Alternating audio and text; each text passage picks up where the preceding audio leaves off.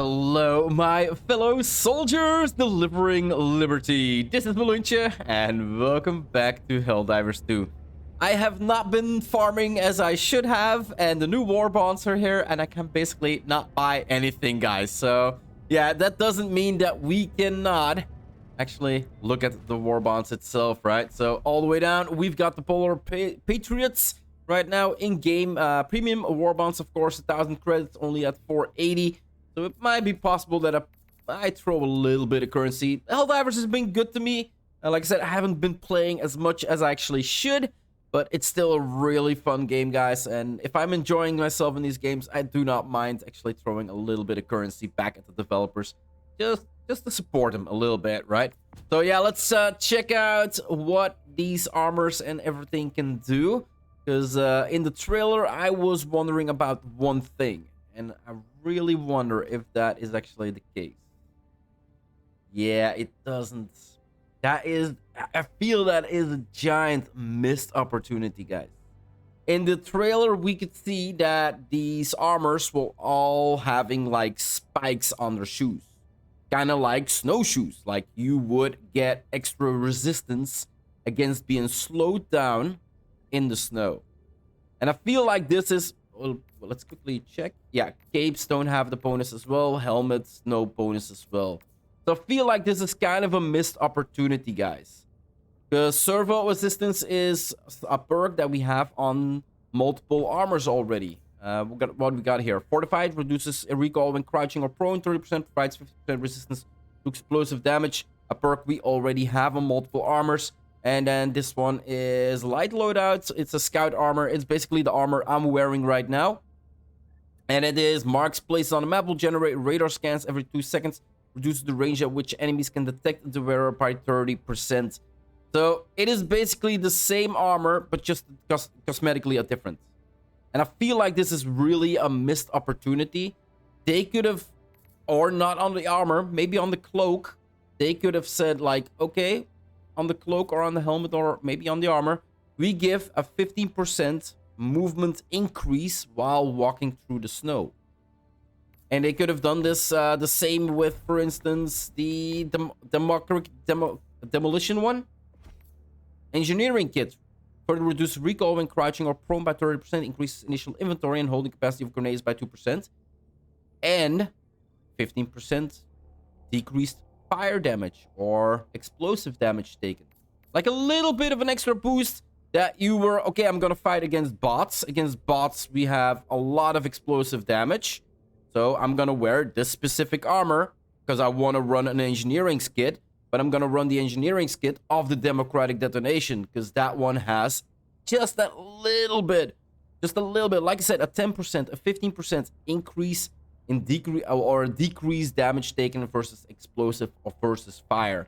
Like you could do cutting edge. Cutting edge is actually a pretty good one. Because if you look here, all of the armors in this set provide 95% resistance to arc damage. Now they could say that this would be, for instance, I think let's quickly check. I think this one is I think they're all mediums. But for instance, let's say that this would be a scout armor, light scout armor. It still could say, because this is from the cutting edge part, it's gonna give 15% resistance to arc damage. Because I know later on the new faction that is gonna come along in the game, it eventually is gonna arrive here. Nobody knows when, but eventually it probably will. They use arc damage.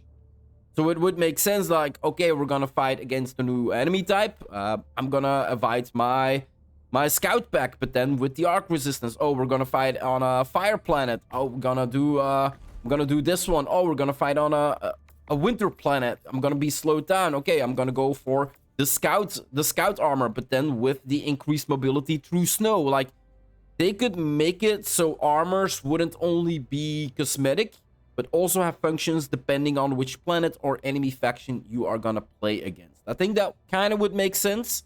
A little bit, so I find it a little bit of a missed opportunity. I saw the spikes below the armor types, and I was like, holy crap, are they gonna be able to make us walk faster through snow with this armor? And sadly enough, it's not in here. So yeah, let's go through the rest, guys. Armors and the cloaks we've done. We got some emotes in here, a mime instrumentation, so guitar solo there, really, really nice. We've got Call the Helldivers, a calling sign, that is actually pretty cool as well. Yeah, you, call them, call the Helldivers. Yeah, that's actually pretty cool. And for the last one, distribute the ballots, yeah, flowing down the cash from the palm of your hands. Always a nice one as well. We've seen that in multiple games already. We got some premium war bonds in here, of course. It seems 3 times. Yeah, 3 times. So 300 premium credits that you can get from this. That's the same as every of the others that we've seen so far. We've got the Dissident Nightmare. Opinions of Everlasting Glory.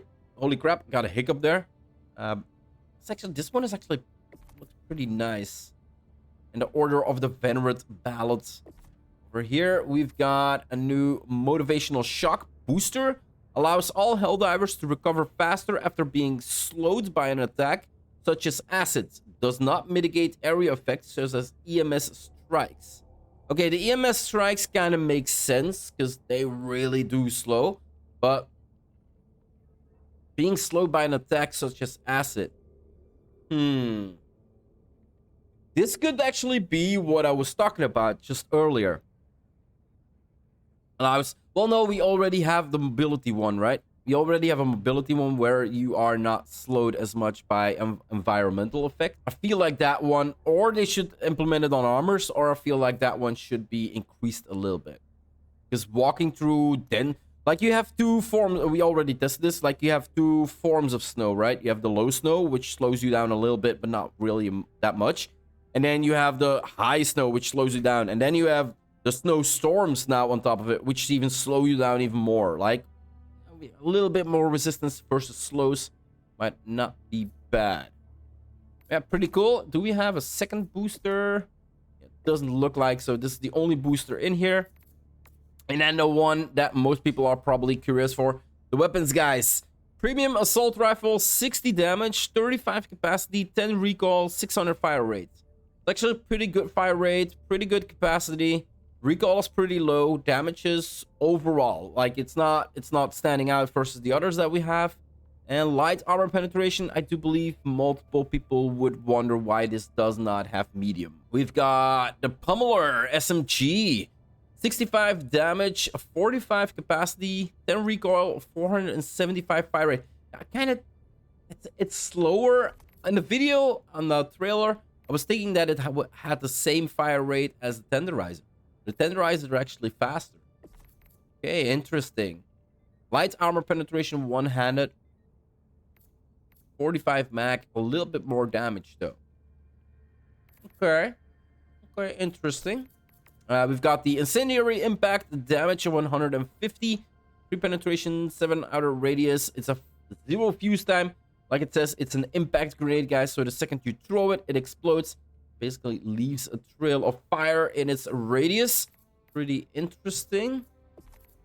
And then we have 2 weapons here at the end. We got the Plaz 101 Purifier. 250 damage. 15 capacity. 20 recoil. 250 fire rate. It has more capacity than I expected.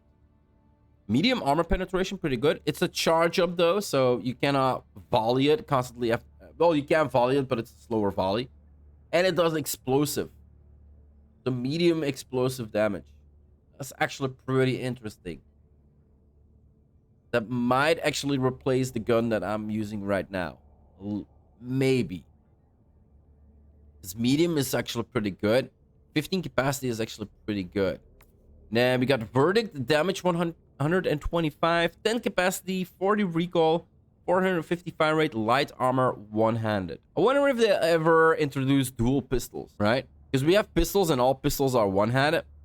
I wonder if they're ever gonna increase like fully automatic dual pistols. That would be pretty cool. And I want to pair this one. 250, 15, 20, 250. Let's check out. Primary versus the bots. I usually use this one, the Scorcher. It's kind of a plasma rifle.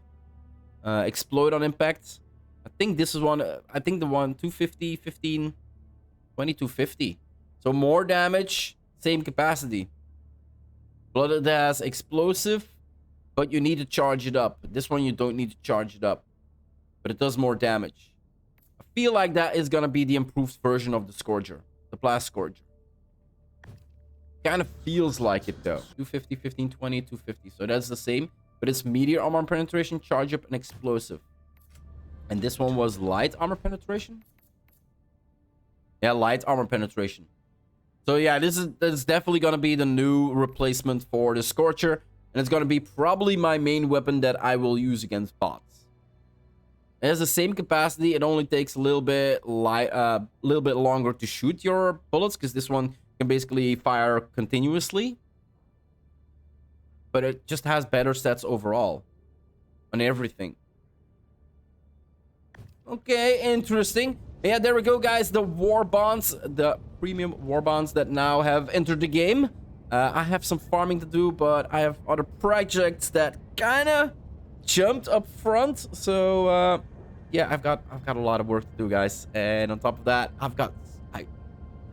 I think sometimes my game diversity is killing me, because I have so much I want to do and so much I want to play and so little time to play. But yeah, that's gonna wrap it up for today's episode, guys. If you want to see more of my Helldivers 2 Let's Play, or well, look into everything that comes new to the game, or any other game that I might be playing on my channel, just hit that subscribe button, guys. It would always help out a lot. I do hope you enjoyed this episode, and I'll see you in the next one. Bye-bye.